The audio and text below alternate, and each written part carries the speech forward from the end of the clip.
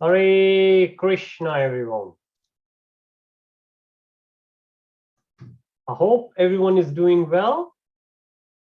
I wish you a very happy new year and a very Krishna conscious. Hare Krishna, Ishan. Hare Krishna, Prabhuji. Hare go. So good to have you all. So as requested by some of the parents, and I think others also confirmed that this time seems more desirable. So we will resume back to our sessions at 6 p.m. Usually winter, we come back to 5 p.m. and we go 6 p.m. in summer, but this time a couple of parents requested, especially one of the devotee who's not here at the moment. Hopefully he will join soon. But his mom was in touch a couple of times saying that he's missing. And once he will join, you will see he's very regular. But he could not join because he had different sessions at the same time. So good to have you. Now, everybody been making New Year resolutions. How about making some spiritual resolutions? You know, these days people make a lot of resolutions, but most of the time, if you think about, they all are material. Now, what do we say, material and spiritual? What's the main difference between these? Right? If you think about, material is something which is temporary, most of the time to do with this body. Spiritual is something which relates to the soul and it stays forever and ever and ever. How do we know? How do we know that spiritual always stays as it is? How do we know what is a spiritual? Well, that message has been given by Krishna to Arjuna in Srimad Bhagavad-Gītā. And this is, Srimad Bhagavad-Gītā is the essence of all the Vedic wisdom. So we have 4 Vedas. Then we have so many Upanishads. Out of so many, we have 108 main Upanishads and then 10 major Upanishads. Then we have Puranas, 18 major, 18 minor, and then we have Srimad Bhagavatam. But Bhagavad-Gītā, which is part of Mahabharata, is a concise form of Vedic wisdom. And that's the reason we're going to go and review the Bhagavad-Gītā. Well, this is going to be the overview. So we're going to go a bit faster, but still, it's a lot more detail than what we could think about. So we started last time. We'll carry on where we left last time, but let's start, as always, with Mangalacharan. Feel free to join me in Mangalacharan. Oh.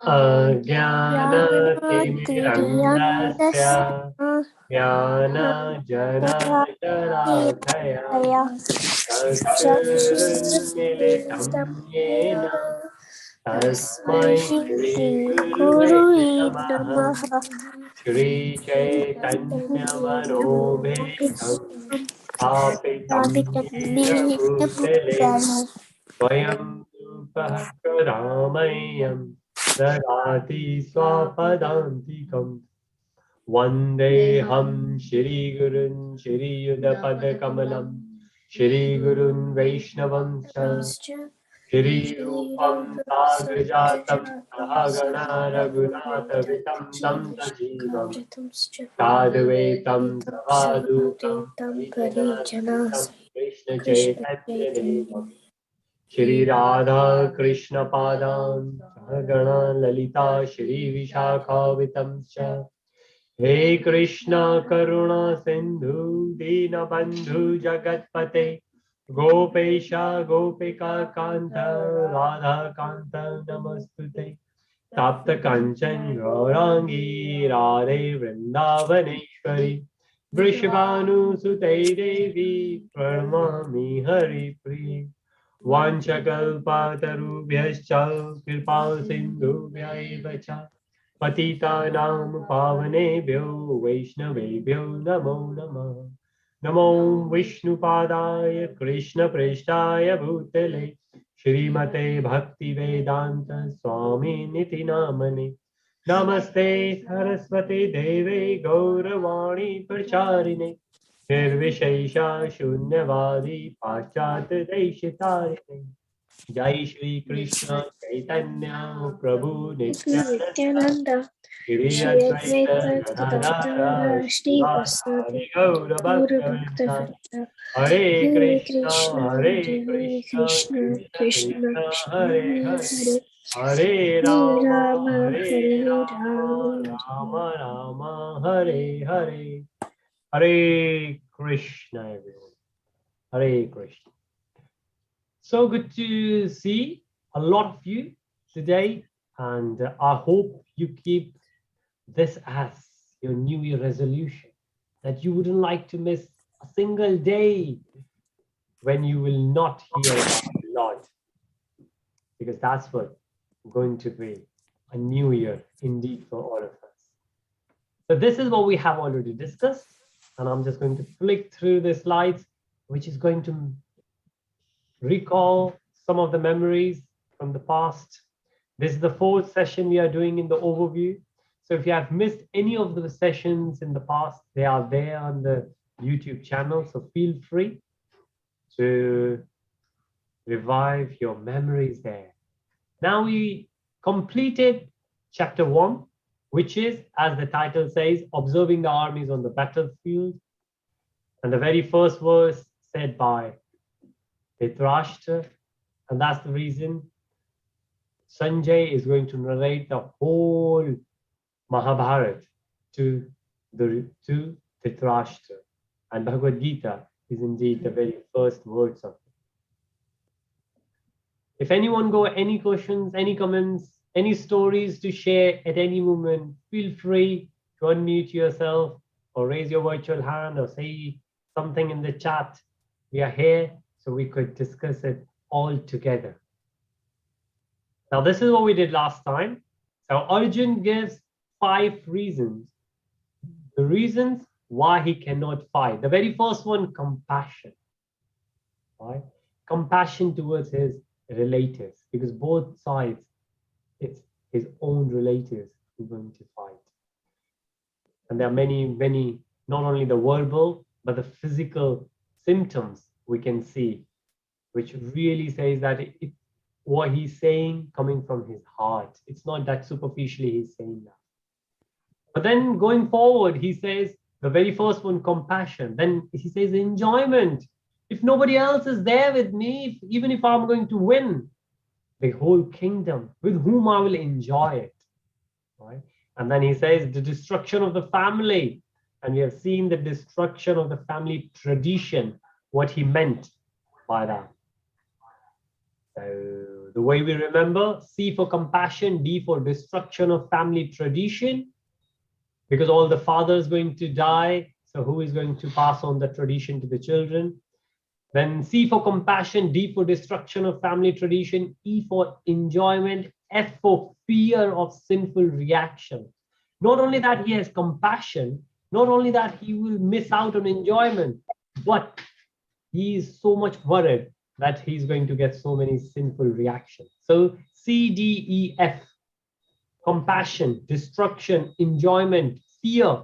And the last one, because of all that, he says, I cannot fight. So C, D, E, F, I, he says, I am indecisive. I cannot fight anymore. And that's when chapter 2 starts.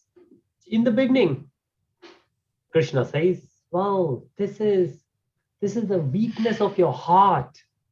We might think, well, what he will do, all the reasons, all the excuses, all the justifications Arjun was giving, they're so great. But Krishna just had a giggle. He kind of laughed at him. What are you doing? You're a Kshatriya.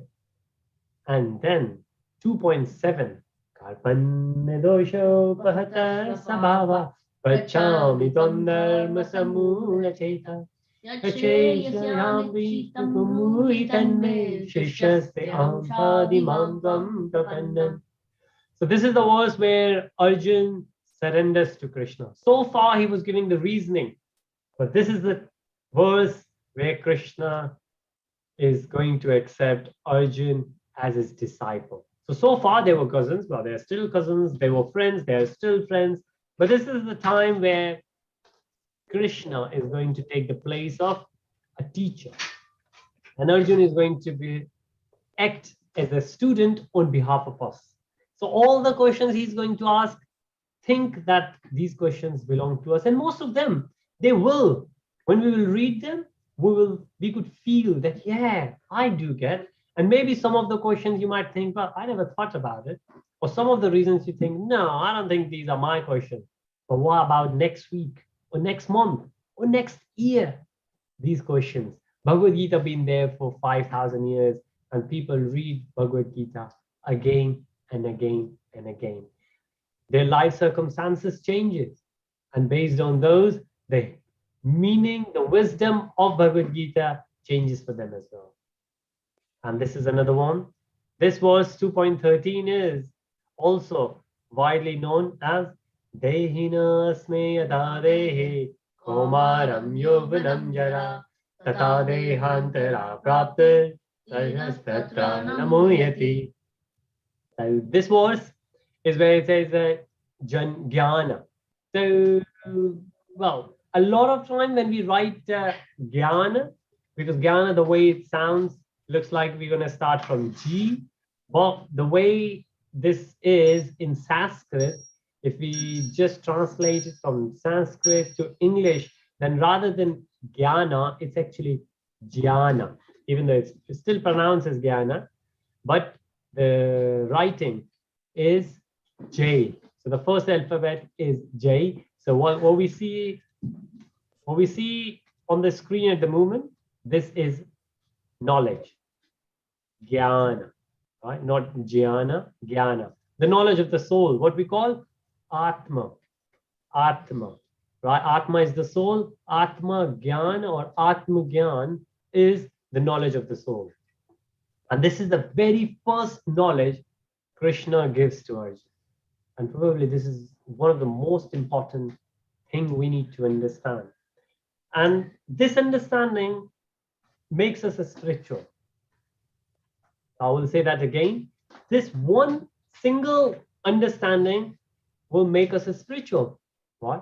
Not 100%, but this realization that we are not this material body, we are actually beyond this material body. We are actually spirit souls. We are spiritual beings.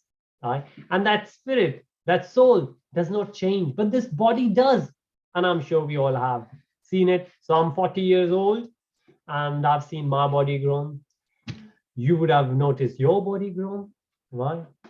Well, Adi been with us for 2.5 years or 3 years roughly now. I've seen Adi grown.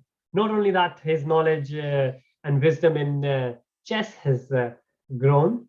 He's one of the winners. And we got Krish, who is a winner as well. And maybe one day, because Aaron loves, and I think Ojas and Ishan love chess as well. So maybe at some point we will do a competition, a contest at our place, which will be great to engage all the chess lovers. So, but if you think about it, where we were there in the past and where we are now, I think it's very clear that things have changed, right? If there is anyone here who hasn't realized it, please let me know. Otherwise, I would expect everyone, even if you are 5 years old, 10 years old, you would have noticed that your body has changed, right? But does that mean you have changed? Well, think about what has changed about you. And then you will realize all those things, all those properties, all those features, they belong to the body. The voice has changed. The features of the body, physical features, they have changed. The wisdom has changed, right? The mind, the concentration, the focus, that has changed. Attitude might have changed. They all belong to the material body. But the spirit soul underneath the body is still the same. And this is what this verse says. And this is what Krishna is explaining to Arjun in this verse, right? And in between, if you notice here, so this is the point where Krishna is explaining that when we die, the soul moves from one body to another. And there's another verse going forward, which is Najayate Maryatena Kadachin. Ajonitya Shashvatoyam Purano Nahanyate Hanyamane Sharire. The body dies, but the soul doesn't die. So Krishna makes it as simple as possible. That body never dies. Right? And this seems to be the key, if you think about, sorry, Aryan just corrected me, and that's the reason he's there with me. If I said body changes, but the soul doesn't, right? Eligibility for liberation, tolerate happiness and distress. This is all considered as duality. And we will see this word again and again, duality. So the one who understands the body is changing, but the spirit soul hasn't changed, that person is not going to be very happy for something and not going to be very sad for others. The person is going to be what we call equipose, which is like you will pose equally when the happiness comes or when the distress comes. Krishna says this is like the weather's changing. So maybe if we live here in London, we might start crying that the summer is going and the dark, depressing winter is coming. But first of all, that's not going to change anything, even if we'll cry. And the second thing, we know after winter, again spring will come, then summer will come. And whether we want it or not, whether we believe it or not, whether we open our eyes or close our eyes, after summer, autumn, and then winter will come back again. And this vicious circle will continue. Now, we don't need to be very happy about summer because we know it's going to pass. And we don't need to be very sad about winter because we know it's going to pass as well. And there's a story about it. Anyone knows? Maybe in the past we have done this story. The title of the story is This Will Change as Well. Is it a big title? This will change as well. Anyone knows this story? Anyone would like to recall, remind? No? No? Right, okay. Let me rephrase. Everything happens for good. Yeah? Yeah. Okay. So that new phrase rang some bell in Aryan's mind. Would you like to narrate this story? Do you remember? No, I don't remember the story. But you remember the title? Yes. Okay. So let me begin. And maybe you would remember. If you do, chip in, join me, and you might know similar stories. Feel free, please. And think about it. If you get one message from Bhagavad-Gītā, and this is the very first message from Bhagavad-Gītā, you will be happy for the rest of your life. Now, we did another series called The Journey of Self-Discovery. And we did many topics. And one topic was, what's that one thing which everyone wants? Everyone. Anyone remember? Is it happiness? Hare Krishna. Thank you so much, Mataji. Hare Bo. Yes, happiness. So happiness is one thing which everyone wants. However, different people want in different shapes and sizes. For example, so Ishan might say, I would like to play on Xbox. Aryan might say, I want to play on PSP3. Or somebody will say, maybe Jay will say, I would like to go and watch Spider-Man movie, or I want Apple Watch or the smartphone. But what all those things going to give us? Now, when we grow up, we say we want a bigger car. We want much more expensive clothes. We want huge mansion to live, even though we only need a limited space. But why? Because all these things are going to give us happiness. Now, if somebody will say, well, I will give you £1,000,000, but you will not remember about it. Let's say a genie will appear and genie would say, I will give you £1,000,000 in your bank, but you would not know that £1,000,000 are there. You will say, what was the use of it? I don't need it. No, I don't. Then genie might say, how about I will give you £1,000,000 and you know about it, but you cannot use it. He said, come on. I said, okay, let's make a fair deal. I will give you £1,000,000 and you know about it and you can use it, but not on those things which you like, things on which I like. So for example, when I say to Aryan, of course you can play games, but not those games you like to play, games which I will suggest to you, all the things change. If the fun is in the games, if the fun is in £1,000,000, then what's wrong? I will say in £1,000,000, you can buy a lot of Bhagavad-Gītā and distribute in the whole world. So the fun is not spending £1,000,000. The fun is not playing games. The fun is, the happiness is playing a specific game. Let's say you play a specific game or you want to buy something specific, but what you like in those things, those features are missing.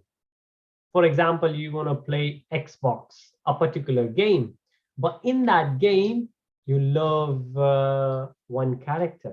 That character is missing. Your happiness will go down, isn't it? Now, whatever we do, whatever we eat, wherever we live, whatever we wear, how we portray ourselves, how we perceive the world, anything and everything we do is for one single point. We would like to be happy, right? We might think this is going to give us happy. Sometimes we don't even know, right? For example, when people drink alcohol, they know it's going to hurt them. People smoke, they know it very well, but they live in very, very, very temporary happiness, right? Initially, it might make them a bit happy, what they consider as happy, but long-lasting trouble they have invited. One thing. So let's come back to the story. This will change as well, or whatever happens, happens for good. Now, there was a king in this story. Okay, there is a king, and then king was fighting or practicing with a sword, and he cut his finger. Oh, it hurt him. It hurt him very bad. And the minister was there, and the minister says, oh, so sorry to see that, but trust me, whatever happens, happens for good. And then king got furious on him. Well, he was a wise minister, so king didn't say a thing to him. Then king went back to his assembly. He was making decisions, and he heard the crop, he had a loss, big loss. And minister said, well, so sad to hear, but I'm sure everything happens for good. There must be something good in it. And king looked at him. King said, I'm going to fire him. And he was just thinking about it when somebody rushed in and said, hey, king, do you know what happened to your son? He fell down from the horse. He broke his leg. And king was in tears. That minister, who you could guess, he should have been quiet, but he said, anyone could guess, what did he say? Everything happens for good. Right, Shivani said. I know. Yes, go on. I know. Please. Is Devika speaking? I Yes. think he said so sad to hear. But everything is for good. It must be for good. Thank you, Devika. Yes, that's right. Adi, you wanted to say same or something different? No, that was same. That was same. Thank you so much. So yes, Adi, Devika, and Shivani, thank you so much. Yes, that's what he said. Oh, so sad to hear, but I'm sure There must be something good in it because everything happens for good. And guess what? By this time, it was a bit too far. King said, take him away.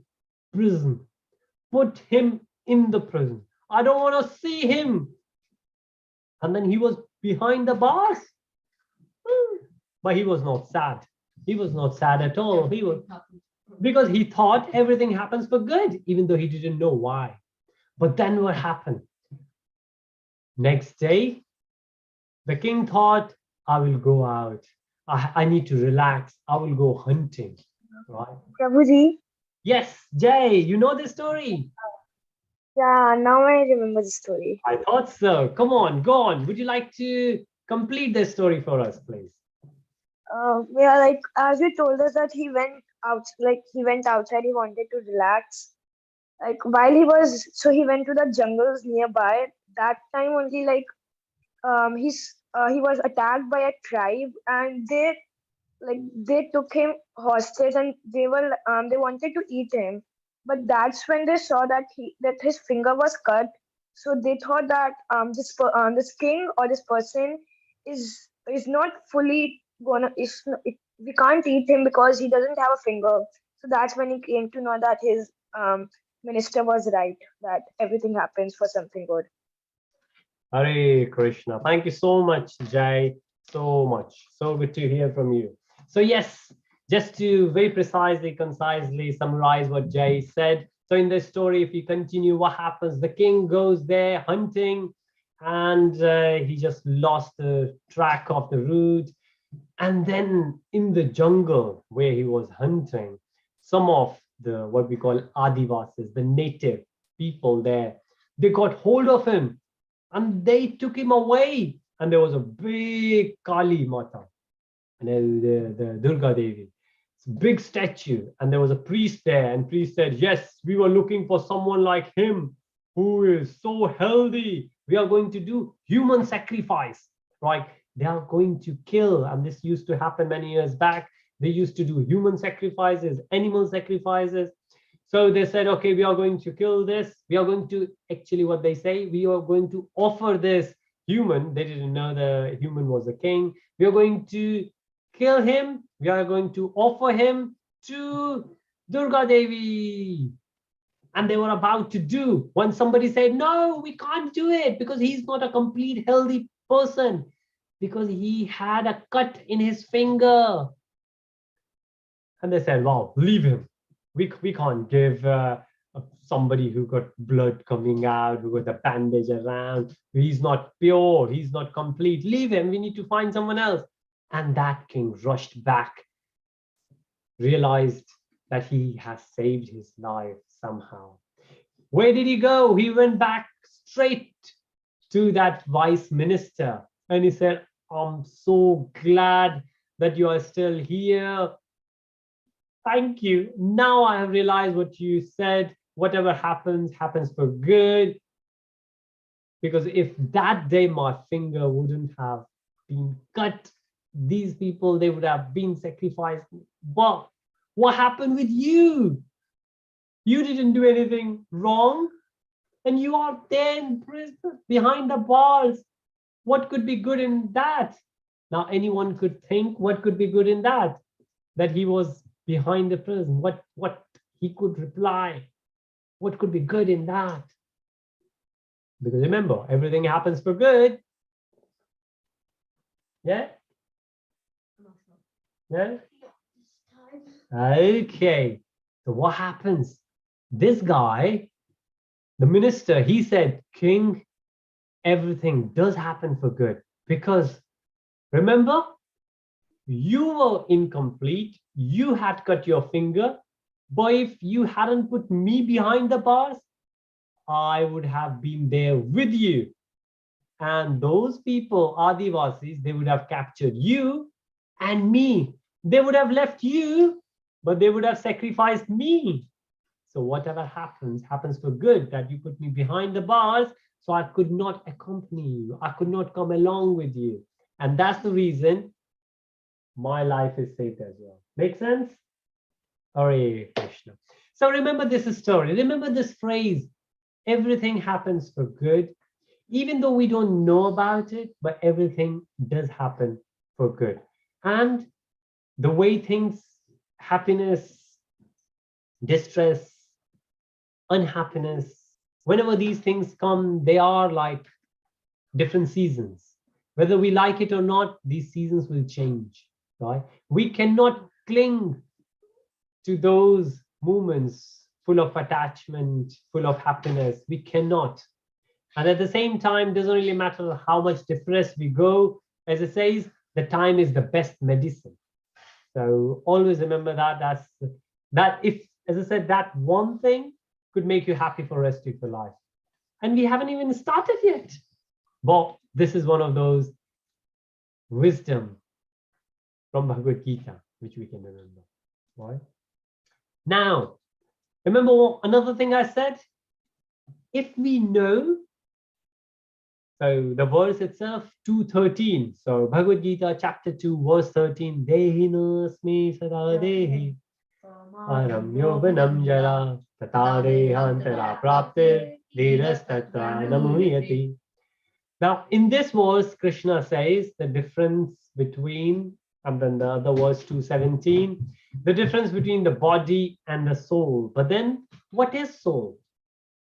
People might be thinking, well, we are soul, but do we know anything about soul? We know a lot more about soul. Is there any other religion on the planet who knows the soul that much? If we see one on this, and I will share these slides with you, so you don't need to take any notes. You don't need to take the screenshots. I will quite happily share this slide, all the whole presentation with you. So chapter 2, verse 12, from verse 12 to 30th verse, all the features, the qualities, characteristics of the soul, right? They are given. And some of this, for example, the first one, eternal. It's eternal. It's not going to die ever, right? But the body is going to die. So if we know this, and if we truly believe in this, if we can truly realize that, that first level is good enough to make us spiritual. And there is a name for that spiritualization as well. That's called Brahman realization. Brahman. Our Upanishads sing glories of Brahman realization. So if we just remember that one thing, that we are eternal. And when I say we are souls, not the material bodies, right? So always remember that. And there are many more. Now we can pick few, or we can go and we can quickly, please, Ishan. I have a question. Go for it. Does your body die when your soul leaves your body, or does your body die? Does your soul leave after your body's dead? Hare Krishna. Thank you so much, Ishan. My Alexa in the room got agitated by that question, Ishan, somehow. Right, thank you. So, yes, if I understood correctly, the question is, so if you go back to that, yeah. So at this point, what happens to the soul? Does soul die and take rebirth? Or does it move from one body to another? Yeah. If that's the question, then the second scenario is the correct understanding. Soul never dies. Never, ever. And on number of places in Bhagavad-Gītā, Krishna has confirmed this. Prabhuji, Please. should I repeat it again? Because Please, that would be helpful. I meant as in, so when a body dies, does the soul leave after, or does the body die because the soul leaves? Hare Krishna. Very nice question. Even better. Even better. Yes. Now it says, how do we know that the body is in the body we have soul? And again in Bhagavad-Gītā we will read, it says, the symptom of the soul is consciousness. The symptom of the soul is consciousness. So, because the soul leaves the body dies. However, to say this, that body dies, is actually incorrect. Reason being that this is a dead matter anyways, right? When soul enters the body, then the consciousness comes. So this body is there. It's like a car and driver analogy. The car is there. Now somebody will say, is car moving or not moving? Well, the car is not moving because the driver is not there. Now the driver will get in and driver will move the car, right? Now when next time the car will come to the stop, somebody will say, is the car stopped because the driver stopped it, or because the car is stopped, driver has stopped the car? Does that make sense? Yeah. So who overpowers, the body or the soul? It's actually the soul. The point when soul leaves the point where soul leaves the body, that's when we declare the body is now dead body. But if you think about, the body has always been dead body, right? It's just that due to the soul, the body moves, the consciousness comes, and we consider this body as alive. Otherwise, this body is actually a dead body anyways. But it's too gross to say that, I guess. Imagine if you will say that to your teacher in the class, whenever you're going to the school next. Don't do that, yeah, especially if the teacher is not Krishna conscious teacher. But very, very nice question, Ishan. I hope that's clear, that when the soul leaves the body, that's when we declare the body as dead body. Thank you. Great. Hare Krishna. Very nice. Ojas, I thought you were about to say something as well.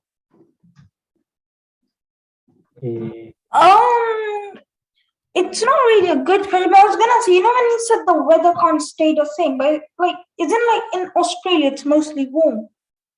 It's mostly warm. Yes, tropical temperatures are there, but they still change. Yes, of course, they might be, compared to London, the weather might be much, much, much more better. For example, I was in Dubai. Now, the people living in London, they say Dubai is always hot. But tell you what, from November to February end, it's beautiful. And they consider that as winter. They consider that as winter. And a lot of British people are, so of course, when they go, so when we went from here in the winter, we were enjoying, because the temperature was actually 10 degrees, 12 degrees, 15 degrees in winter in Dubai. And we had a great time. We enjoyed it. But those who have been living there for over 10 years, they had started feeling cold even in that temperature.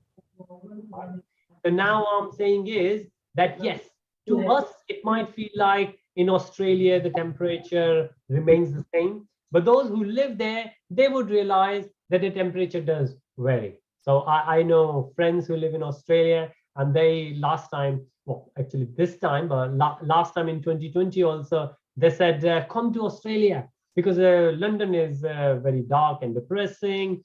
But Australia got a winter that time. So you could go and you can enjoy it. Their winter is still mild compared to us. But never the mind, it's winter for them.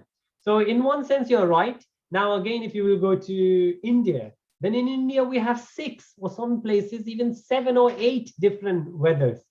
But here in London, at least we have 4. Sometimes people say, well, we hardly got 4. We only have 2, summer and winter. But of course, we can see a bit of spring and now beautiful autumn in between. So the question is very valid, or just that some places, the weather might not be that drastic compared to other places, but the weather changes. And the point is, the weather changes whether we like it or not. So this body is going to change whether we like it or not. Thank you. Hare Krishna.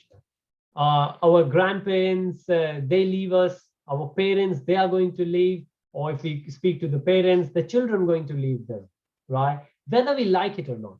And I'm not saying that there won't be any attachment, there won't be any affection, there won't be any love between parents and children. There would be. But the truth is that it doesn't really matter how attached we are, we will leave. As I always say, you can think of anything in your life, anything.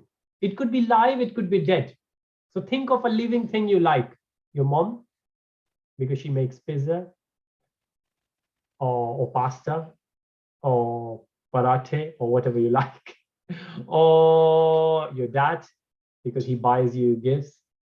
Well, that's the reason mostly kids love parents these days, I guess.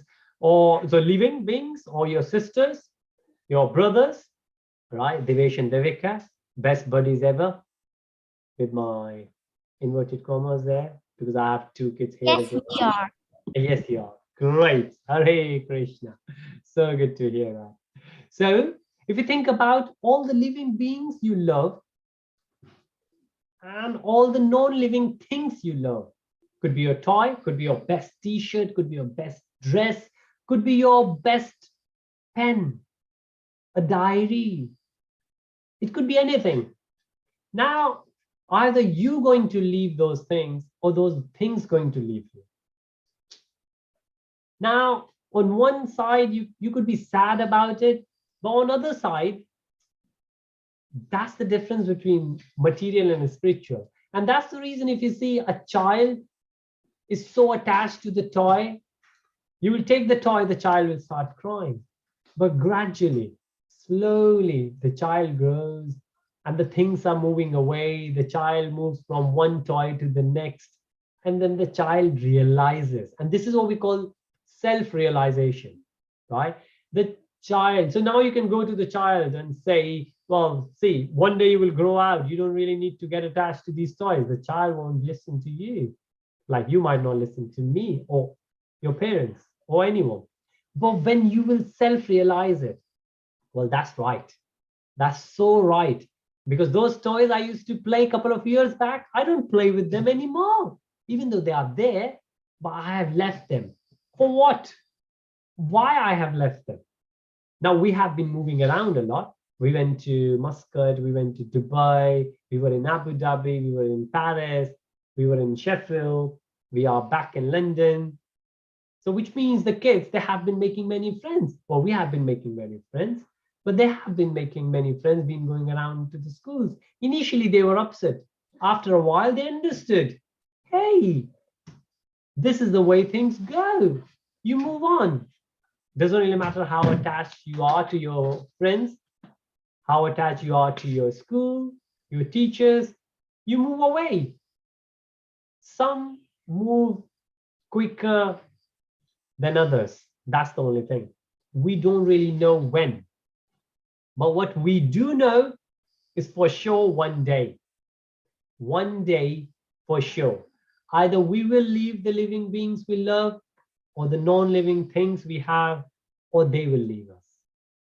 Now we could be sad about it, or we could be happy about it. Like somebody said, and this is coming from a Buddhist monk. I really love him.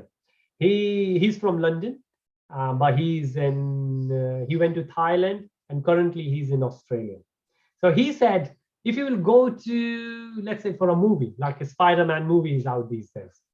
If you will go for a movie, I don't know how long the movie is these days, but let's say a couple of hours. You would go, you will have a great time, you enjoy. When the movie is finished and you're coming home, what do? Do you get sad? Oh, the movie is finished.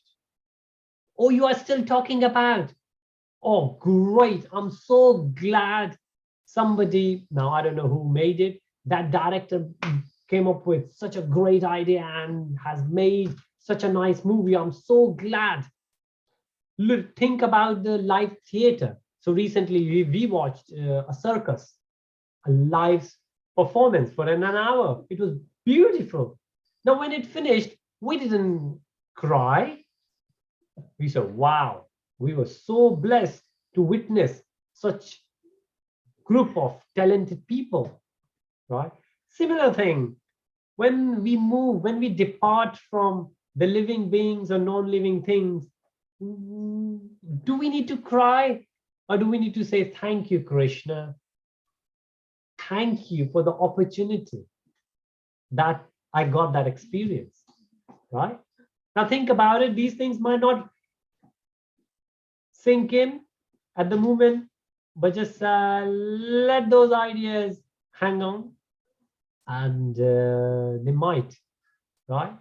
So this is one of those things where we say dualities, the happiness and distress. You don't want it.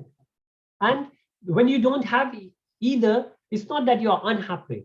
No, like somebody said, there is a light, but there is no darkness. Or somebody said that, well, the absence of light is darkness.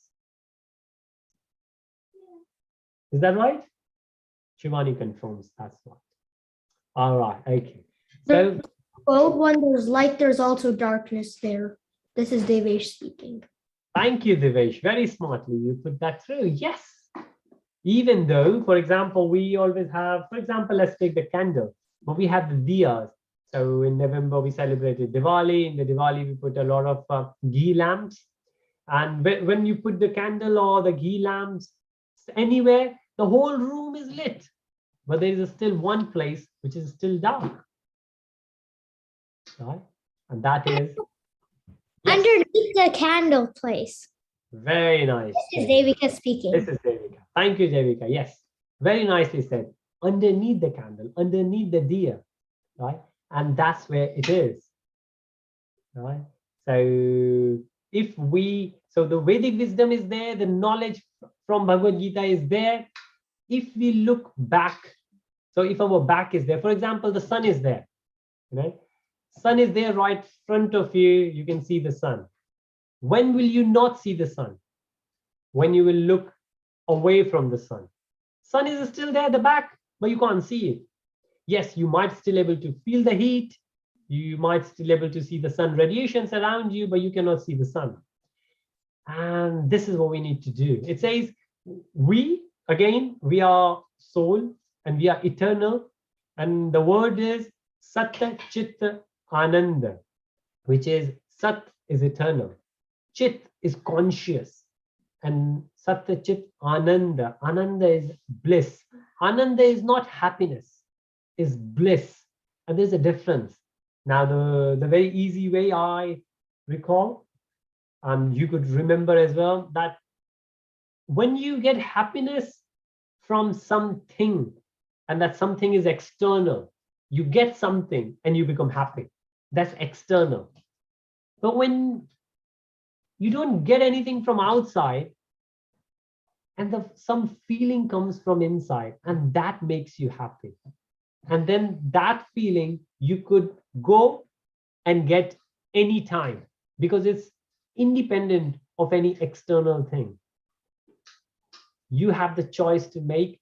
That internal happiness is always available to you and considered as bliss.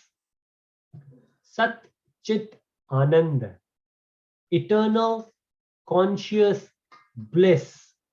It's always there, always. Whether your favorite toy is there or not, whether your favorite movie is there or not, whether your favorite food is there or not, it's always there. All right. So the very first wisdom which Krishna is giving to Arjuna is about soul. And this is one thing we could remember. We are soul, not the body. Now take another example. In this example, there were two friends. Those two friends, let's imagine they have just finished their exams and they are chilling out, enjoying themselves in the canteen. Let's say college canteen, right? In the college, in the universities, we have canteens and their favorite food, whatever you can think of, let's say pizza, right? They are having a great crispy pizza, a lot of cheese on top of it. They love the topping, they love the crust of it. They say, oh, wow, delicious. And two of the friends, they are just enjoying those pizzas. This is the best moment of their life because the exam's been over. There's nothing else left. But then another friend came up, right? And another friend came up and said, hey, guys, you forgot today is the results day. And there was a music in the background as well, which these two friends were enjoying. The ambience of the university, ambience of the college, you can think of any fancy place you go for, right? And all those external things are still there. But the mind is now thinking about the results. The pizza in the hand is still crisp. The toppings are still their favorite toppings. The music in the background, the ambience of the canteen is still there. All these things are still there. But now their mind is somewhere else.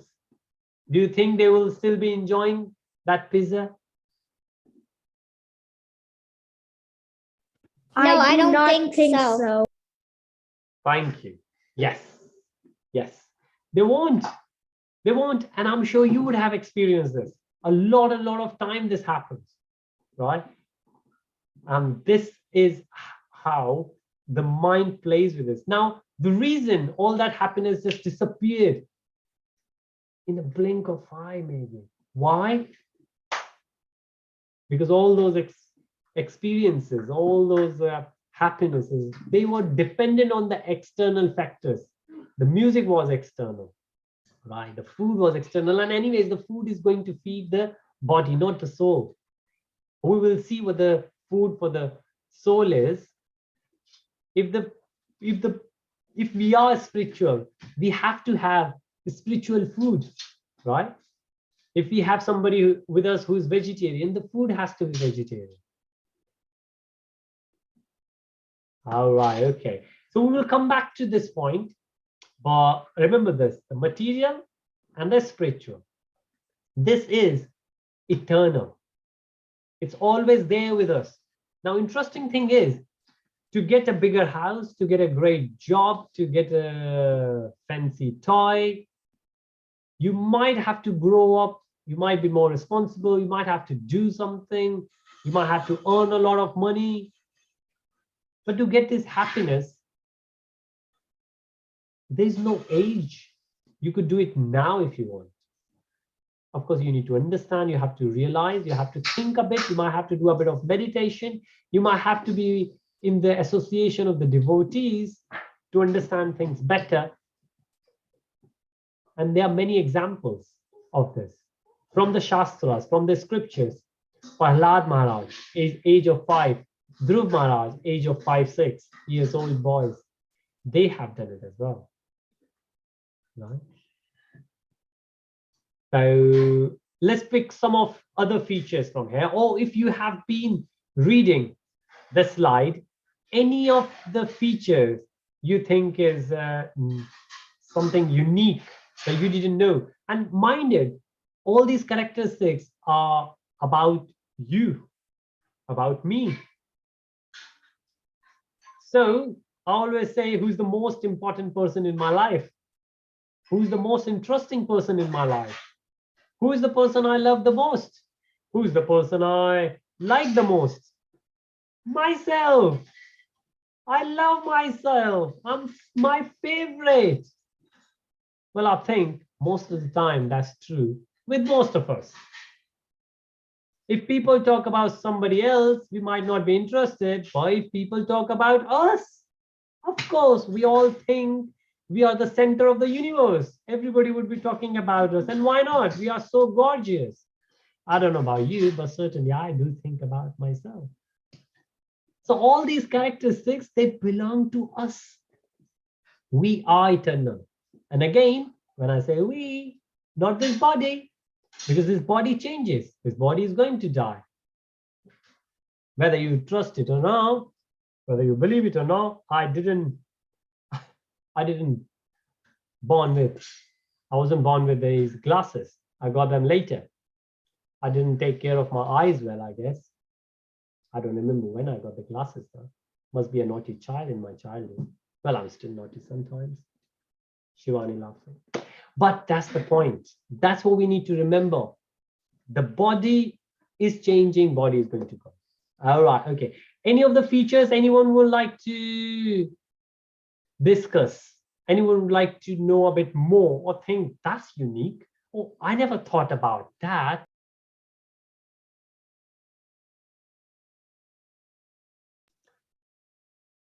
Right, okay, all right. So let's pick you. No birth, no death. And this is 2:17 as well. And so these numbers, these are the verses. So again, we are doing chapter 2. So chapter 2, verse 20 tells us no birth, no death, not come into being. This is another, well, this is the same verse, but the different meaning or different learning from it. Does not come into being, will not come into being. So what Krishna is saying to Arjun, and this is going to get repeated in chapter 4, because Arjun is going to ask questions. And remember, all our Vedic literature, all our scriptures are question and answers. And that's the reason I encourage everyone to ask questions, right? When we ask questions, and this is one of those indications when you're learning.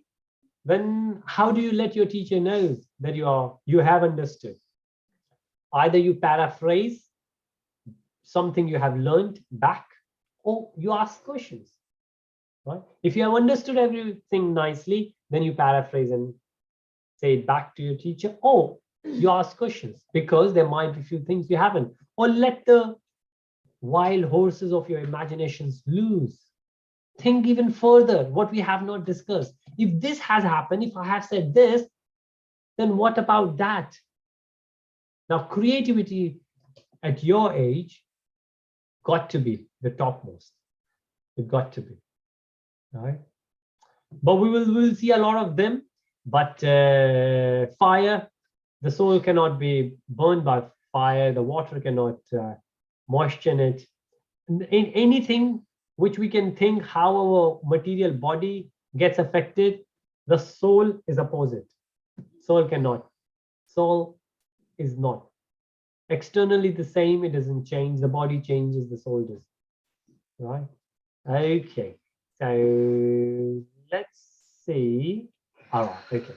So let me mention this, what's there on the slide now, but we will start this section next Sunday. But what's happening here, and this gives the practical application of the knowledge of soul. So what you have heard here is just the theory, right? Now, if you will ask me that, Prabhuji, can you show me that the soul could not be burned by fire or cannot be cut into pieces? No, I can't. I don't have any sword or any gun. I cannot come. I cannot show you the soul and then try to kill the soul and say, see, soul didn't die. I can't do it, right? Why?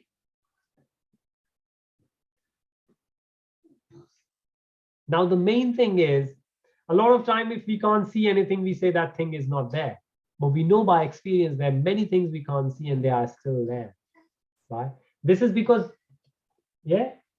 You can't see your breath. Okay, Shivani says you cannot see your breath. Okay. Nice. Okay, she's showing me. You cannot see your brain. Terms, you can't see the air. This is Devesh speaking. Thank you, Devesh. Yes, you cannot see the air. This is the limitation of our material body. Yes, please. Oh, right, okay. This is the limitation of our material body, yeah? Now, even with my glasses, You can't see sound waves. here we go. You can't see sound waves, and exactly my point. I was about to say, see, I can hear somebody who is behind the wall, but I cannot see the person. Why? Because my eyes, of course, It's like there's a wall that you can't see through. yes. That's it. Jay said, we cannot see the feelings. We cannot see the emotions. Certainly we can't, but we can feel them, right? There are so many things. And these are the limitations of our material body. And the soul is spiritual. Now, how could we see the spiritual soul from the material eyes? We cannot. And even in Bhagavad-Gītā, when Krishna shows the universal form, Krishna said, Arjun, you cannot see with my universal form with these eyes. I will give you Divya, spiritual. Yeah? All right, great. Thank you. Right, Shivani comes around and always tells me the time is there now. So, right. So this is all theory. And going forward, we will do the practical. And we will see different sections we have in chapter 2. This is going to summarize, well, chapter 2 is the summary of Bhagavad-Gītā, and we are going to see each and every section of it, and then we will get into the detail of it. Right. I hope you enjoyed the session. I hope it made the sense.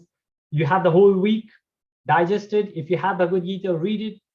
Chapter 2, verse by verse, purport. And if you have any questions, feel free to call me anytime. Ask me. I'm always available there. You have, or your parents have, my number.